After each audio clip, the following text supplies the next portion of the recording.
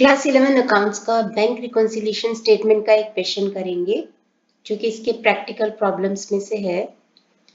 Prepare bank reconciliation statement as on 31st March 2023 from the following particulars. तो Raj overdraft as per passbook 12,000 as on 31st March 2023।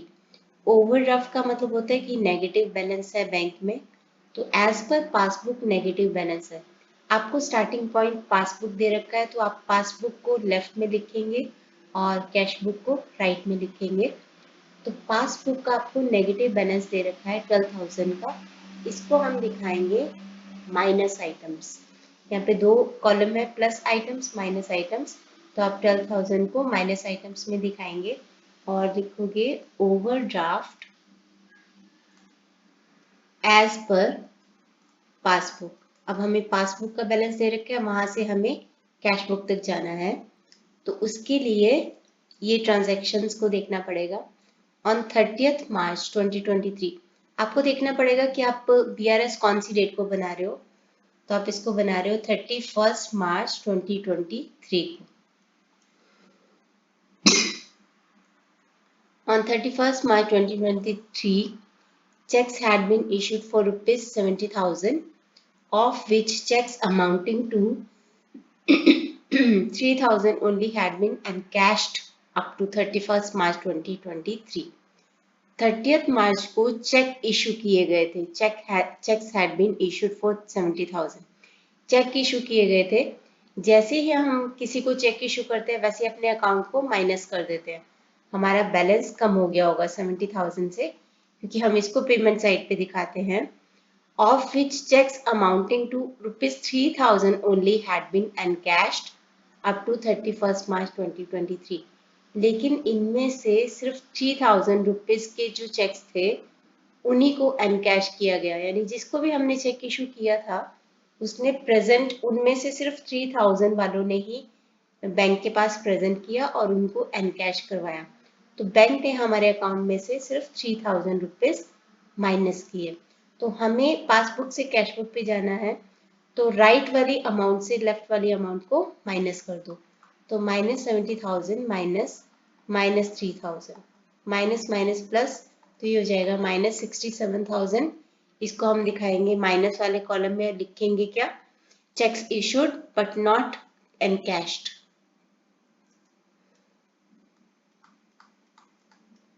Checks issued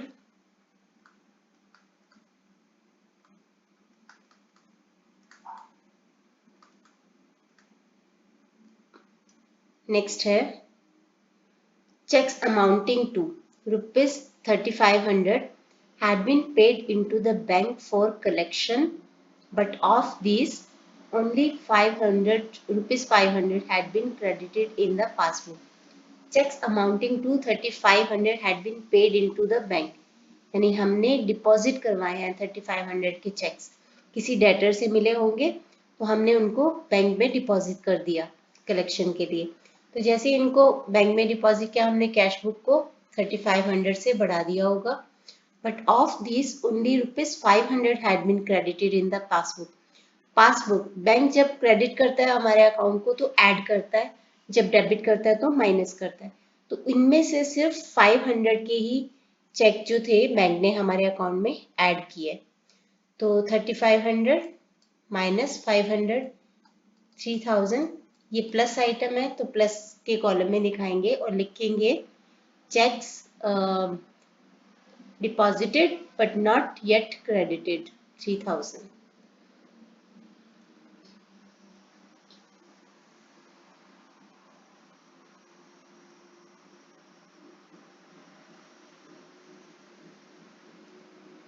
but not credited yet 3,000।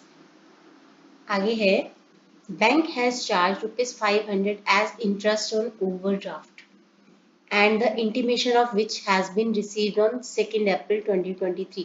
इसका मतलब हुआ कि bank ने, overdraft क्या होता है, negative balance, हमारे नेगेटिव बैलेंस पे हमसे चार्ज किया है 500 रुपीज का इंटरेस्ट, लेकिन हमें इसकी इंटीमेशन, हमें इसकी इंफॉर्मेशन मिली 2nd अप्रैल को, यानी 31st मार्च जब बीआरएस बन रहा था तब तक हमें इसकी कोई खबर नहीं थी। तो बैंक ने तो हमारे अकाउंट में से 500 माइनस कर दिए थे, लेकिन 31 मार्च तक हमने कैश बुक में कुछ नहीं किया था।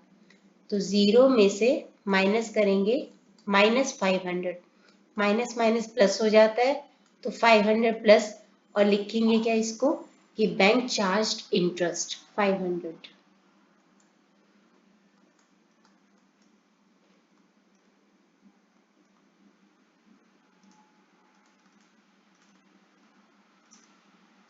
आगे है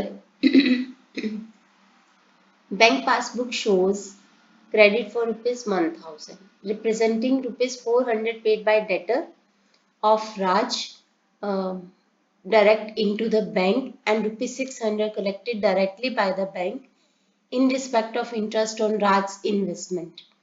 Raj had no knowledge of these items. Raj मतलब proprietor जो है। बैंक ने हमारे अकाउंट में 1000 क्रेडिट किए।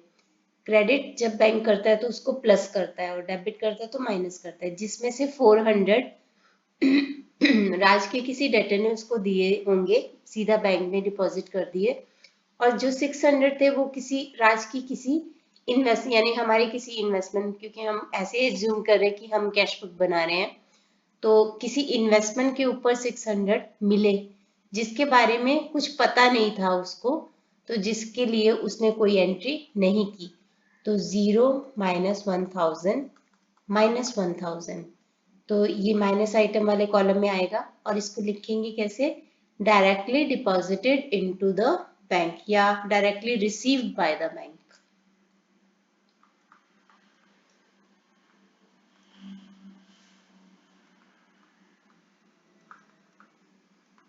Directly receive by the bank.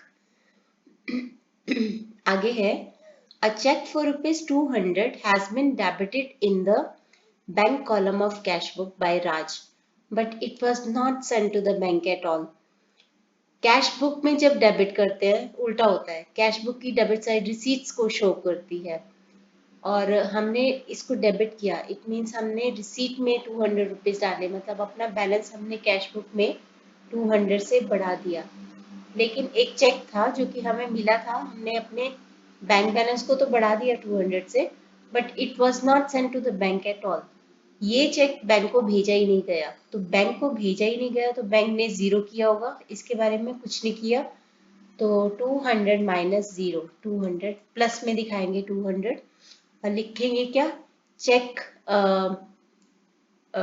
Debited in cash book but not sent to the bank, ऐसे ही लिख दो।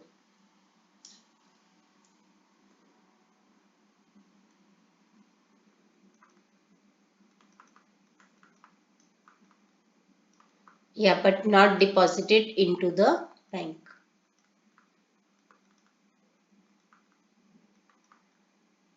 तो 200 प्लस वाले कॉलम में लिखेंगे।